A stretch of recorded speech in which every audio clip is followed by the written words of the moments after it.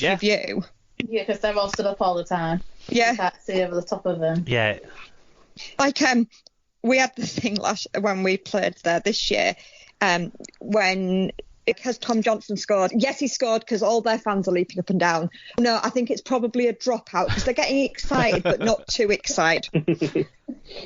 Because we couldn't see, and all of his, excellent tries were scored in that corner. I didn't see any of them. And they were amazing. So, so I was led to believe, but the only way I could tell whether he had actually scored or not was by their fans. Yeah. Tom, what's the best place you've watched a game at then? I'm a big fan of St James's Park in Newcastle. I just think it's perfect location. If you get the right seats, got lots of leg room, which I need. Not a happy hunting ground for us, but you're right about the leg room and the comfortability there, certainly along the sidelines. That's good. But although, if you're at one part of that ground, it might look like the ground's disappearing away as well, because one thing I realised when I went there for Magic Weekend is how much of a slope that stadium's on. I've never noticed it on television before. There was a full podcast about that. I remember. Me, Brian Davies, and my uncle Liam spent about an hour talking about it. And then you spent a similar amount of time on the pod discussing it, I remember. Fair enough, right. Back in the day. Yes, so we've got plenty of people getting in touch. Sarah, do you want to give us the first one of those? I would love to give you opinion. So Paul O'Brien said, Wire away is always a great atmosphere. That's as a Widnes fan. He also liked Headingley and Central Park. He likes going to Tesco's there. Norton Park in the late 80s was amazing too. Who's next? Well, actually, is there anything we should talk about there? We've got a few mentions for Wire to talk about. I think later on we might talk a bit more about Wire. Did anyone go to Norton Park in the 80s? Are we all too young? I didn't. No, I didn't. I never went to it till it was the new ground. Because I went when they were building the new ground, as in when they were building on it. Was that? Yeah. And that would have been. I mean, that was in the 90s. They were bottom of the league, and we were top of the division, so it must have been when we were in the old first division, and two sides were like building sites, so it was just either end the fans were at. No way. Yeah, I thought that was weird. Yeah, it was because as well the terracing on either like behind the sticks both ends, I think it only held about 3,000 in total, if that, because the terracing was quite shallow. Yes. Yeah, because it's right on the road, isn't it? Yeah, in fact, I went when it was the old Norton Park because we followed the team perch there, just the little bit of the journey, and got out. And I actually went there and got autographs. Oh, cool. When the Hull play, when they first do their walk around before they're even walk up, and then honestly, the terracing down the side was really, really uneven. It made Bradford and places like that look like good quality terracing. And it was the first match he played, but it was the first match that Marcus Bai was in the country for. Because when he came to play for us in '95, was it? For my time watching. Marcus Bai and Frank Endicott or Tony? Which one's the dad? Frank's the dad, isn't it? Yeah, Tony Endicott and the Rovers. What was his name? Not Stanley Jean, the other one. Basically, you signed a load of players. John O'Connell. And they were just walking around the stand. Oh, what that Rovers player that actually turned out to be really quite good. The off half from Papua New Guinea. John O'Connell. Yeah. They were all there to watch the match. Like studying with the fans because there was nowhere else to go, I guess. Yeah, just wandering around. Yeah. Who's next, there Alan? You go. No, it's good. Sorry, it was shut good me up. memories, that, yeah. This is when my dad texts tomorrow and goes, "That was witness, was it?" But back in somewhere. I think that's part of the thing about grounds at that time. They were all very similar. I'm sure it was Widnes, but that was 2 different occasions. Anyway, Fat by Rob says his favourite away ground is Headingley. We always seem to win. Worst you watched a game, Headingley, self-explanatory.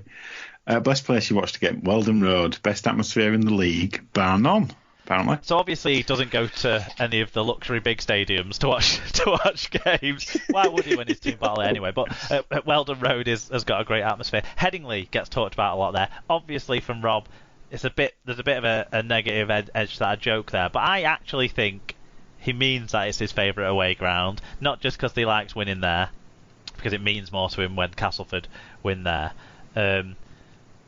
I think. What do we all think? Because none of us support Leeds, but I'm sure all of us make sure we go to the Headingley away games. We must, there must be, even though we get piss wet through every time, we all keep going back to Headingley to stand on that open terrace. Well, I go to all matches. I hate Headingley. See, I think it's probably my favourite away ground, a regular game ground, and I'll tell you why. I think it's because they've done such a good job with the way that they've kind of renovated. But they've done bugger all for the away fans. But there are strong reasons why they can't. Because I know there are, but they shouldn't make the away fans stand out on that terrace. I mean, you should give us the south stand like they used to. We can pay like the exorbitant prices to go and sit in one of those seats in the north stand, can't you? Yeah, but I've done that for we had hospitality seats. They weren't anything special either. Yeah. No, it was not in the wooden seats days, but. Have they changed from then? Yeah, it's a bit different now. I don't know if you've noticed. They spent like £30 million and they're not shut up about it, to be honest. That had all passed me by. Sorry, Mark.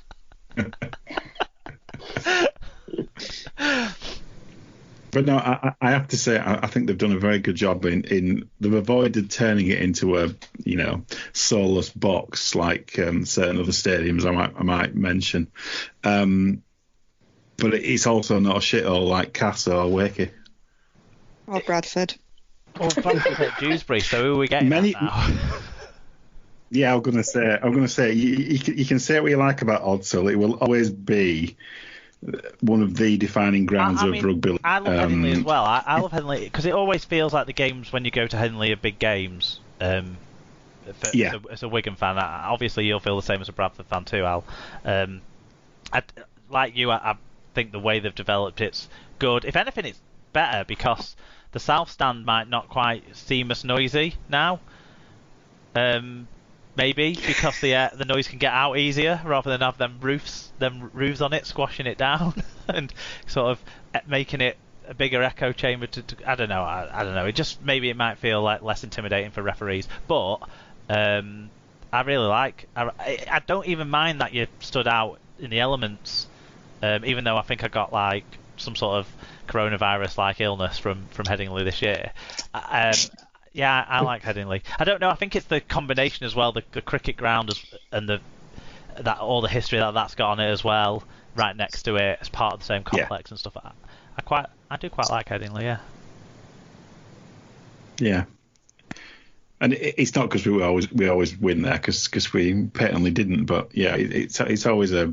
It's always the first kind of ground that I think of as probably my favourite away ground. Alan Walker got in touch at Alan Paul Walker. He said the best was 1 year ago, and as we're recording this 1 year ago today, me and Alan Walker were together in a bar with a few other selected friends, and Carsten was with us as well, the Swiss Cowboy, getting pretty hammered after watching Catalans playing Wigan at the Camp Nou in Barcelona. Which, yeah, I mean, that was a special ground to go and watch rugby league at, that's for sure. Yeah. It's just a special ground, isn't it? Yeah. I don't know if any of you guys have been to Barcelona and done the stadium tour or anything like that, and you definitely on the stadium tour get a sense of the scale of the place. And the place certainly wasn't full, even though it was the record Super League regular season crowd at that game, 31,500. It still wasn't anywhere near full. But it was a fantastic day and a fantastic experience to be a part of. Definitely 1 year ago. I don't know if it's quite the best. Maybe that's influenced by Wigan losing that game. But it was definitely special. Who's next, Sarah? The next person is Neil McEwen at Neil McEwen 4600. Favourite away is Wire. Of hostile when we, Widnes, come to town. Worst place is Odsal. It's a shithole. But for some strange reason, people keep banging on about it being some sort of mecca of rugby. Best place I've watched a game is Headingley. 2 pint glasses and a win is guaranteed. You know something? They also sell tonics. I discovered that. And that's weird at a rugby match. Well, yeah, I think so. Might as well put it in a 2 pint glass for him. But complete with like ice and a slice and a little straw. Newcastle Thunder's brands like that as well. Mm-hmm. They sell weird, like, different cocktails and stuff like that. It's posh in Leeds. Yeah, it's these big cities, you see, these metropolitan cities. So Odsal gets a mention there. Odsal's already been touched on by us a little bit. Yeah. Do you want to defend Odsal, Alan, at this stage? Why has it got this reputation that it's got? Is it just that, you know, how many people are actually there, record crowd in this country for a rugby league match? Is it just that gives it its sort of iconic status, let's say? Or is there something else, do you think, about that place? Well, it's not a bad claim to fame. You've got 140,000 people in it. That's pretty good. It's a stadium that's always had its problems. You know, it's never been, you know, it is an ex-rubbish dump. You know, it used to be just have cinder sides and railway sleepers, and, you know, they've done bits and pieces with it, but it's always been underfunded. It's never been what it could have been. But yeah, for me, it has, you know, it's everything about summer rugby and the launch of the Bulls and that kind of stuff. So it has those positive associations for me. You know, it's also, you know, it can be incredibly cold and snowy and you know, horrible place to watch rugby sometimes. I remember a game me and you watched there together, you know, where we were in the stand that's covered, and I still felt like I was getting wet. Yeah, well, you would have been because with it being a bowl, all the wind and rain just blows around, and you get it anyway. But yeah, I mean, you know, one of my first trips there in '93, it was a game against Wigan actually, and it's so cold.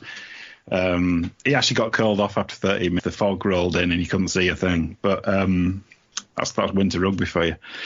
But yeah, it was freezing cold. You know, totally.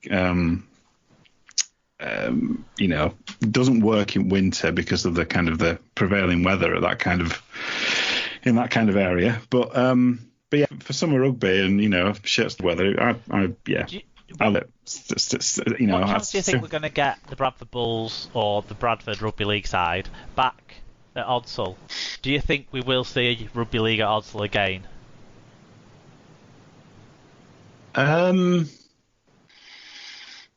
I think it's less likely now than it probably was before this whole brouhaha hacked off.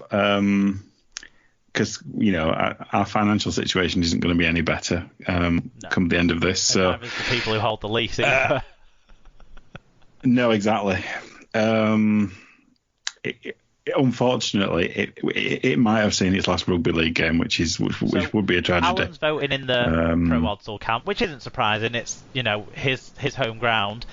Is it? Am I taking it from the rest of you? It's three crosses against Odsal.